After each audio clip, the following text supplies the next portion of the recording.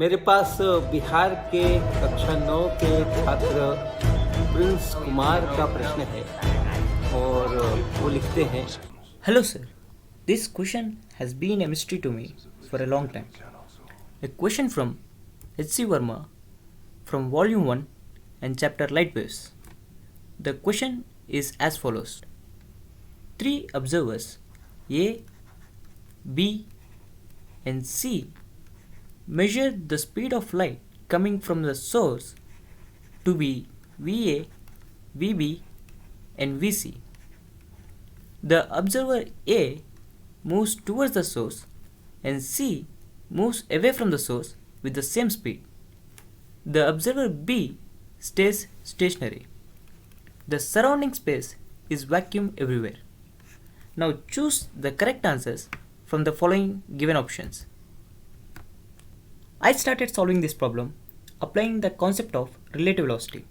Let's say A and C both are moving with speed v, and we already know that the light in vacuum travels with the speed equals to c.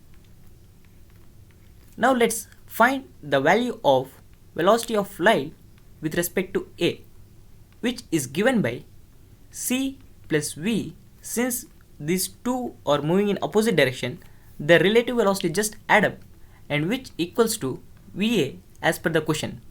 And similarly, velocity of light with respect to B equals to C, which equals to VB, and velocity of light with respect to C is given by C minus V, which equals to VC. Therefore, we can clearly see that VA is greater than VB, which is greater than VC, and also VB can be expressed as half of VA plus VC. Therefore, option A and D are correct. But I am wrong. The correct answer to this given question are option C and option D. But I really don't know why option C is correct.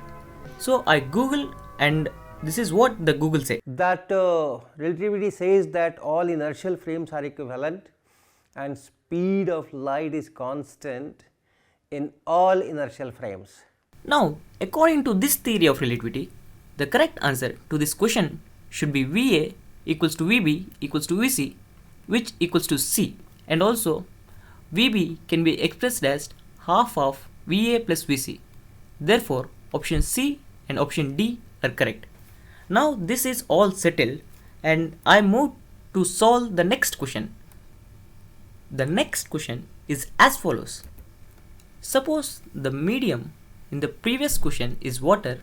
Select the correct options from the list given in that question.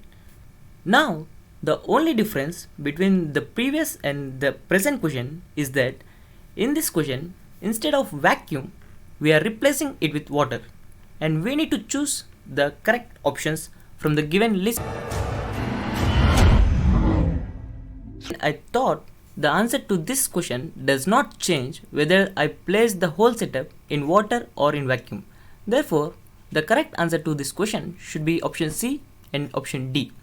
But as usual, I'm wrong again. Emotional, damn it! The correct answer to this question is option A and option D.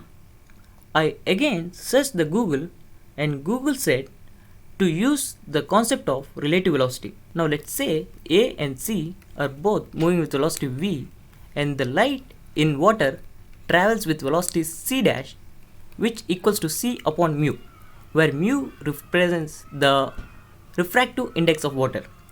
Now velocity of light with respect to A is given by c dash plus v.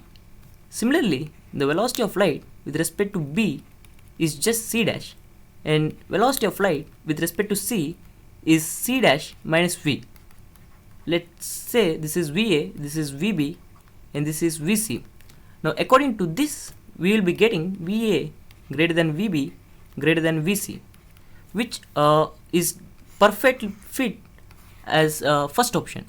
So my question is, why we are using the theory of relativity only in vacuum, and why we are not applying the theory of relativity when the whole setup is immersed in water?